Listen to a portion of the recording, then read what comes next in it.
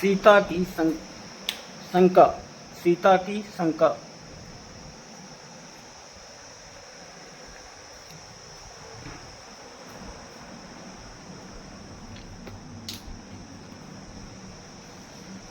माता सीता की शंका।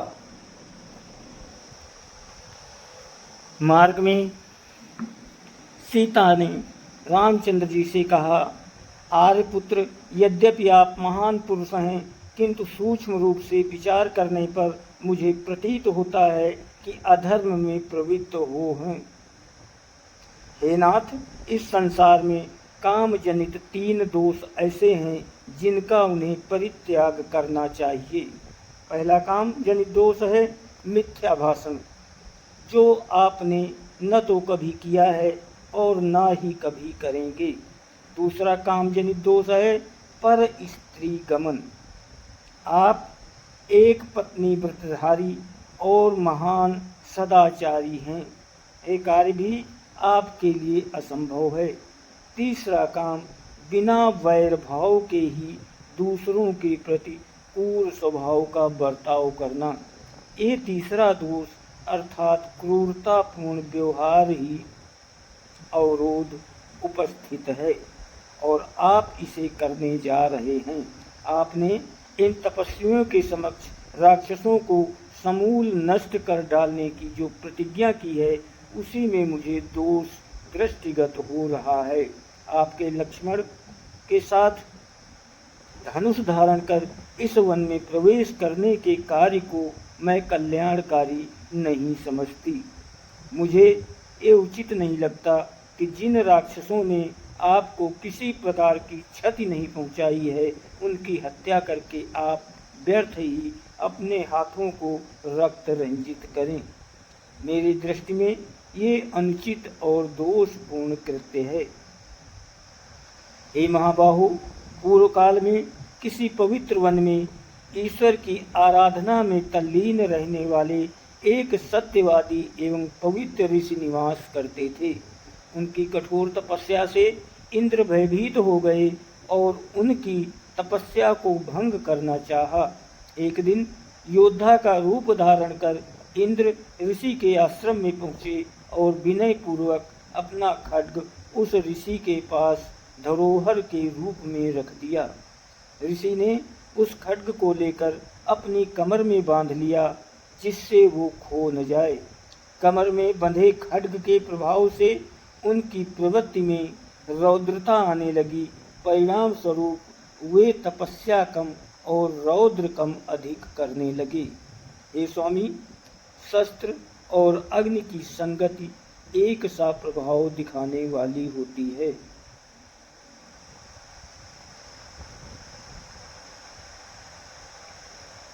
आपकी ये भीषण प्रतिज्ञा और आप दोनों भाइयों का निरंतर धनुष का प्रयोग करना आप लोगों के लिए अकल्याणकारी है। आप निर्दोष राक्षसों की हत्या नहीं करनी चाहिए, जिनका आपके प्रति कोई वैर भाव नहीं है। बिना शत्रुता के किसी की हत्या करना लोक में निंदा का कारण बनता है। हे नाथ, आप ही सोचिए, कहाँ वन का शांत तपस्वी अहिंसामय जीवन और कहाँ शस्त्र संचालन, कहाँ तपस्या और कहाँ निरीह प्राणियों की हत्या, एक परस्पर विरोधी बातें हैं। आपने वन में आकर तपस्वी का जीवन अपनाया है, इसलिए उसी का पालन कीजिए। सनातन धर्म एक बुद्धिमान लोग कष्ट सहकर भी अपने धर्म का पालन करते हैं। मैं नारी सुलभ चपलता के कारण ही मैं आपको उपदेश दे रही हूँ, अन्यथा किसमें सामर्थ्य है जो आपको उपदेश दे। सीता के वचनों को सुनकर राम बोले, सीते, जो कुछ तुमने कहा है वो सर्वथा उचित है। मेरे कल्याण की दृष्टि से ही तुमने ये बात कही है, किंतु हम लोगों के धनुष धारण करने का एकमात्र प्रयोजन आर्यों की रक्षा करना है। यहाँ निवास करने वाले ऋषि मुनि और तपस्वी राक्षसों के कारण अत्यंत भयभीत रहते हैं, उनसे अपनी रक्षा चाहते हैं और इसके लिए उन्होंने शरणागत होकर मुझसे प्रार्थना की है। उनकी रक्षा के लिए ही मैंने प्रतिज्ञा भी की है। क्षत्रिय का धर्म ही असहाय और दुखियों की रक्षा करना है। ऋषि मुनि और ब्राह्मणों की सेवा तो मेरा कर्तव्य है, फिर मैं तो उन्हें वचन भी दे चुका हूँ। क्या तुम्हारे विचार से ये उचित है कि मैं उस प्रतिज्ञा को भंग कर दूं? तुम ये कदापि नहीं चाहोगी कि मैं प्रतिज्ञा भंग करके झूठा कहलाऊं, क्योंकि तुम जानती हो कि सत्य मुझे प्राणों से भी प्रिय है। मैं अपनी प्रतिज्ञा का पालन करूंगा। माँ और लक्ष्मण का परित्याग भी कर सकता हूँ, किंतु अपनी प्रतिज्ञा को मिथ्या सिद्ध नहीं कर सकता। फिर भी जो कुछ तुमने कहा उससे मैं बहुत प्रसन्न हूँ।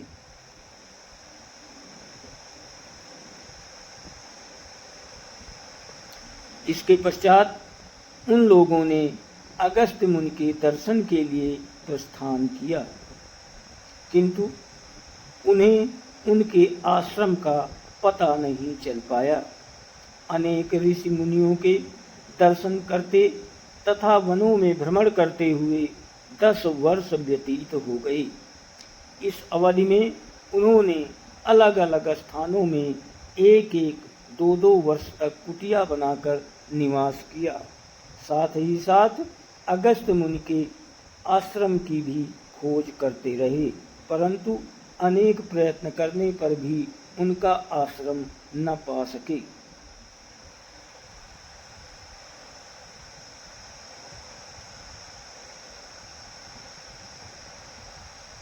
अंततः वे पुनः सुतीक्ष्ण मुनि के आश्रम में आए और बोले, हे महर्षि, मैं विगत 10 वर्ष से वन में भटक कर महर्षि अगस्त के आश्रम की खोज कर रहा हूँ, किंतु अभी तक उनके दर्शनों का लाभ प्राप्त नहीं कर सका हूँ।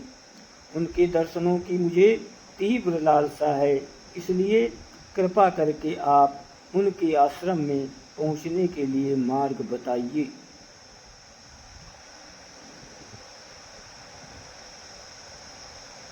मुनिराज सुतीक्ष्ण ने कहा, हे राम, तुम दक्षिण दिशा में 16 कोस जाओ। वहां तुम्हें एक विशाल पिपली वन दृष्टिगत होगा। उस पिपली वन में वृक्ष करने वाले सुगंध युक्त रंग बिरंगे फूलों से लदे हुए वृक्ष पर नाना प्रकार की बोलियों में कलरव करते हुए असंख्य पक्षी होंगे। अनेक प्रकार के हंसों, बकों, कारंडवों आदि से युक्त सरोवर भी दिखाई देंगे। उसी वन में महात्मा अगस्त के भाई का आश्रम है, जो वहाँ ईश्वर साधना में तल्लीन रहते हैं। कुछ ही दिन उनके आश्रम में रहकर विश्राम करें। जब तुम्हारी मार्ग की क्लांति मिट जाए तो वहाँ से दक्षिण दिशा की ओर वन के किनारे चलना। वहाँ से 4 कोस की दूरी पर महर्षि अगस्त का शांत मनोरम आश्रम है, जिसके दर्शन मात्र से अद्वितीय शांति मिलती है। दोस्तों, वीडियो को लाइक और सब्सक्राइब जरूर करें, आपकी बहुत मेहरबानी होगी। आप सभी को बहुत धन्यवाद और कोटि कोटि प्रणाम।